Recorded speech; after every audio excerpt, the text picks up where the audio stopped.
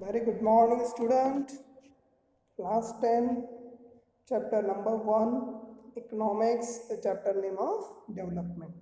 Last part में हमने development, most of development common goal, different people of different goal, national income and attributed of national development. इसके बारे में पूरी जानकारी दी थी और उस समय हमने ये भी कहा था कि जो प्रोग्रेसिव कंट्री है अनप्रोग्रेसिव कंट्री है वो किस आधार पर डिक्लेयर की जाती है, क्या बेस है उनका, जो कंट्री को डिवाइडेड किया जाता है उस कंट्री के बारे में बात होती है। तो आज हम एक रिपोर्ट पढ़ते हैं, वर्ल्ड डेवलपमेंट रिपोर्ट, जो खासकर UNDP United nation development programme जो यूएनडीपी है वो पब्लिश करता है।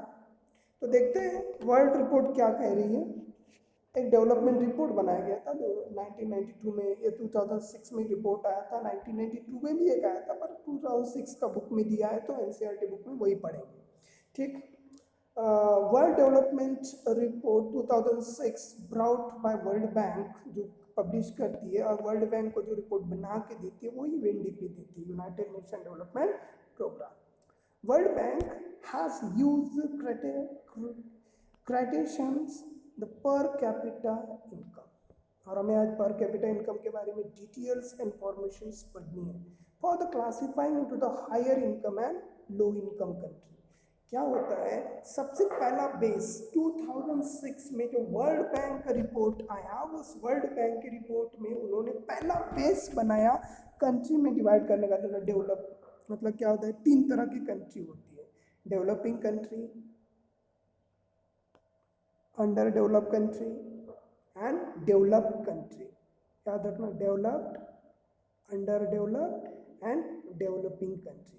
India under developing country, India developing country में आता है, और अंडर डेवलपिंग सोमालिया वगैरह, नेपाल वगैरह, बाकी सारे देश आते हैं। ठीक है, तो एक्ट ऑफ 2006 इसमें क्या क्या बताया गया जरा देखते हैं। जिस कंट्री का पर कैपिटा इनकम 4,53,000 रुपये पर एनुअल या उससे ज़्यादा है वो कंट्री अमीर कहती है। 2004 का जो डाटा बता रहे, 2004 के डाटा के अनुसार जिस देश के नागरिक का पर कैपिटा इनकम, पर कैपिटा इनकम का मीनिंग क्या होता है, average income earn by each person of the country in a year, एक साल के अंदर कितना इनकम कमाया, उस इनकम का प्रोग्रेसिव रिपोर्ट कहलाती है, 2004 का है ना। द कंट्रीज विथ पर कैपिटा इनकम 37,000, याद रखना पहला कितना, 4,53,000 रुपीज, 37,000 है the less call of low income country. जिस पर्सन का पर कैंडिडेट इनकम 37,000 है वो देश लो इनकम कैटेगरीज में आते हैं। Income comes category in low income category because the per capita income 2004 had just 28,000 और एन एवरेज से भी कम है, 37,000 एन एवरेज इनकम है पर कैंडिडेट का, पर पर्सन का, यहाँ तो उससे भी कम है, 28,000 रुपये इनकम पर एनुअल। ये कह रहा है वर्ल्ड रिपोर्ट, जो उस लेवल से भी हम कम लेवल पे काम करते हैं। तो देशों के बीच में how to compare of countries, कैसे डिफरेंट दो देशों के बीच में कैसे तुलना करोगे, मुझे बताओ। पाकिस्तान, अभी अपना इंडियन इकोनॉमी का एक चैप्टर है, comparative study of China, India, Pakistan. तो कैसे कंपेयर करोगे इन दो देशों को, तीन देशों को इंडिया के साथ कैसे जोड़ोगे, क्या मेथड होगी, सोचो, थिंक अबाउट इट, सोचो क्या करना है, मीनिंग ऑफ द कंट्री। ऐसे ना इस समस्या को सुलझने के लिए, जो समस्या आ रही है उस समस्या को समाधान शोधने के लिए, करने के लिए हमें कुछ चीज़ों को काम करना होता है। सबसे पहले देखते हैं फॉर मेजरिंग कंट्रीज। अब income consider to be one of the most important attribute. Income ही किसी भी देश की डेवलपमेंट को काउंट करने का एक बेस्ट तरीका है. It's a most important attributes, very important. It's a first column, income. किसी भी देश का इनकम, हम पहले ही बोलते कि आपका इनकम कितना है, हमारे देश का इनकम कितना है, आपकी कंट्री का इनकम कितना है, हमारे देश के कंट्री के लोगों का इनकम कितना है. अमेरिका कहाँ से बोलते हैं यार उसका इनकम बहुत ज़्यादा है. इंडिया का इनकम हम साउंड आउट करते थे यार इंडिया का इनकम बहुत कम है. नागरिकों का इनकम 135 करोड़ आबादी, इतनी बड़ी आबादी का इनकम अगर काउंट करें तो ऑब्वियसली कम हो जाएगा. तो ये एक तरीका है इनकम से काउंट करने का. दूसरा है कि नेशनल इनकम से भी काउंट किया जाता है. Measures of measuring national income. National income का मतलब क्या होता है? It is refers to the market value of all goods and services which the production financial year of the country. एक फाइनेंशियल ईयर 1 जुलाई से मतलब 31 मार्च से लेके 1 अप्रैल तक जो ईयर्स काउंट किया जाता है उसको फाइनेंशियल ईयर माना जाता है. और फाइनेंशियल ईयर होता क्या है? जिस मतलब एक साल के अंदर within a boundary of the nation, all types of production, within a boundary of the nation, all types of production, including all types of production, including market, counting the market value. This market value is called of the national income. और इसी को कोई देश national total national income के तौर पर भी देशों को developed, under developed and developing country को काउंट किया जा सकता है. तो सबसे पहले देखते हैं इस मेथड. नेशनल इनकम को आपने देख लिया. पर कैपिटा इनकम. पर कैपिटा इनकम क्या होता है? It is average income earned by each person of the country in a particular economic year. Simply बात है. एन एवरेज मतलब per capita income PCI equal to total income upon total population. जो ratio है उनसे बारे में आता है. पर कैपिटा इनकम आपको मिल जाता है. तो पर कैपिटा इनकम की कुछ बेसिक चीजें हैं. इस establish relationship between income and population of a country. मैंने अभी बताया आपको रेशो किस तरीके से है. कंट्रीज वेयर हायर PCI, जिस देश का PCI हायर है आर कंसीडर डेवलप्ड. एंड ये किस में काउंट किया जाता है? मनी में काउंट किया जाता है. याद रखना. It is a disposal of each person of the country. So establish relationship किसमें? इनकम एंड पॉपुलेशन में रिलेशनशिप है. Countries with higher PCI are considered developed. It is a determined the amount of money at the disposal of each person of the country. तो पर capita income का definition समझ में आया. पर capita income जो हायर PCI होता है वो डेवलप कंट्री कहलाता है, जिसका PCI कम है वो अंडर डेवलपमेंट कंट्री कहलाता है. पर कैपिटा इनकम का यूजेस कहाँ कहाँ होता है? सबसे पहले वर्ल्ड बैंक रिपोर्ट बनती है. मैंने आपको ऑलरेडी बता चुका हूँ. User PCI to classifying country developing of the world. दूसरा, however PCI hide to inequalities in the income of the society. पर PCI एक चीज को हाइड करता है. वो क्या है? Inequalities of income society. मान लो मेरा 10 रुपया इनकम है और आपका 50 रुपये इनकम है. तो 10 और आपका 50 तो मिला के हुआ 60. तो अपॉन 2 कर दिया तो मेरा इनकम तो 30 नहीं है ना. आपका 30 इनकम है, मेरा तो 30 है ही नहीं क्योंकि मेरा इनकम लेस है. और पर कैपिटा इनकम क्या करता है? इन चीज को हाइड करता है. क्या करता है? PCI hides inequalities income of the society. याद रखना. अब एक CSO का रिपोर्ट है. CSO का फुल फॉर्म हमेशा एग्जाम में पूछा जाता है. सेंट्रल स्टैटिस्टिकल ऑफिस, जिनका मेन ऑफिस दिल्ली में है और वो खासकर सेकंड ब्रांच मुंबई में है उसकी, और ओवरऑल इंडिया में उसके ऑफिस है. CSO central statistical office. एक मार्क के लिए क्वेश्चन पूछा जाता है कि CSO का फुल फॉर्म बताइए. इंडिया PCI अभी उन्होंने काउंट किया CSO ने, तो इंडिया का PCI कितना है? एक ईयर दिया 2012-13 वाला, और उन्होंने अप्रोक्सीमेटली बताया कि 68,700 147 calculate on advance estimate of the national income. अब मुझे बताओ, अगर उन 68,000 पर पर्सन का इनकम है तो आज भी हमारा पर्सन 10 रुपए के लिए क्यों तरसता है?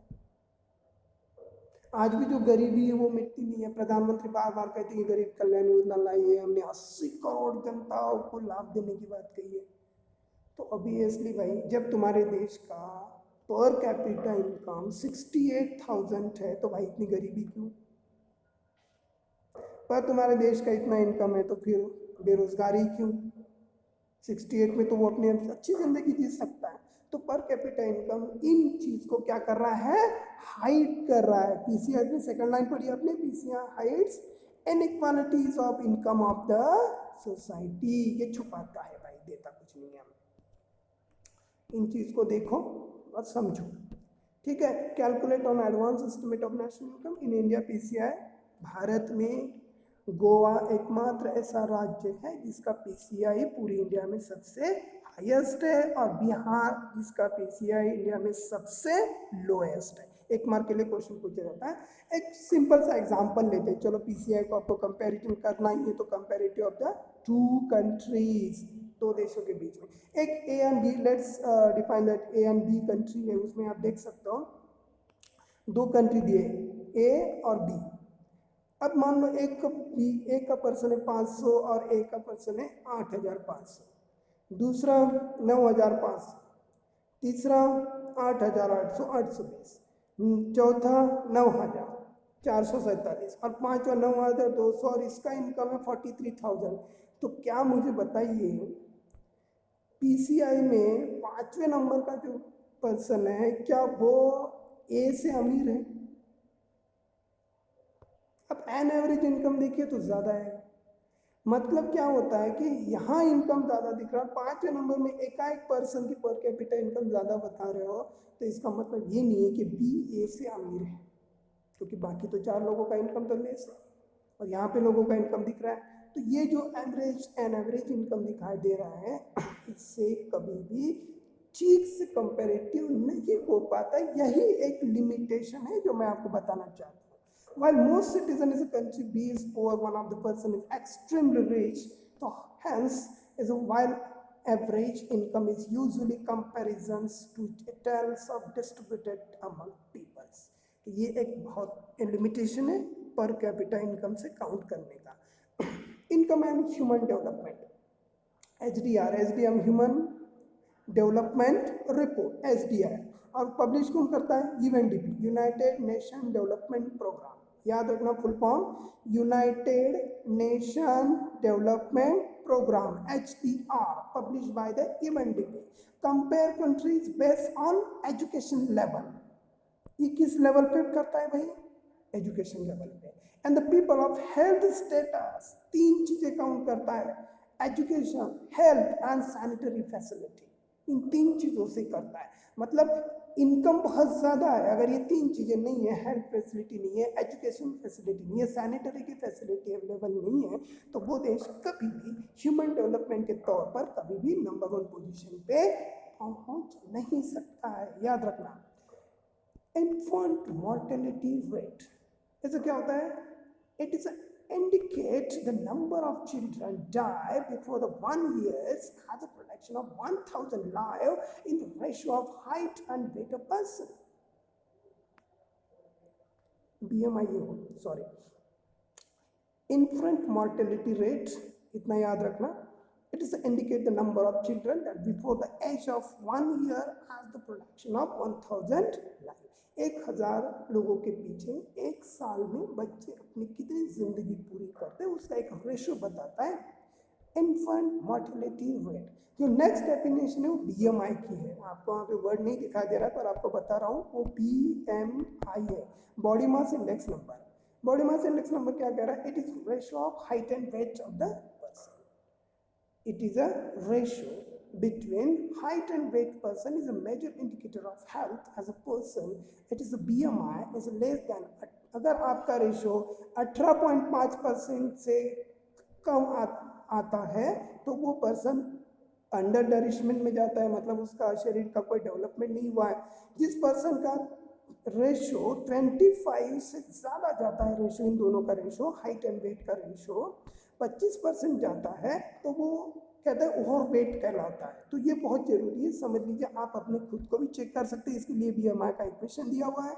Body mass index number, weight and height, इनका रेशो है। तो यहाँ क्या, it is a ratio of height and weight of person, it is a major indicators of the health person. BMI अगर 18.5% से लेस है तो आप अंडर मैनेजमेंट हो। अगर आपका BMI 25% से ज़्यादा है, रेशो 25 से ज़्यादा आ रहा है, तो आप ओवर वेटेड हो। तो ये भी किसी भी हेल्थ के लिए ठीक नहीं है। आप स्टूडेंट, आप अपना BMI निकाल सकते हैं, अपना हाइट ऊपर लिखिए, नीचे वेट कीजिए और उन दोनों का रेशो निकाल दीजिए, तो आपको BMI मिल जाएगा। कुछ इनकम एंड ह्यूमन डेवलपमेंट के बारे में बात हो रही है, तो सबसे पहले दो चीज़ें हमारे NCERT बुक में दी है। एक है लिटरेसी रेट, किसी भी देश की लिटरेसी रेट चेक की जाती है, और नेट अटेंडेंस रेशो चेक किया जाता है।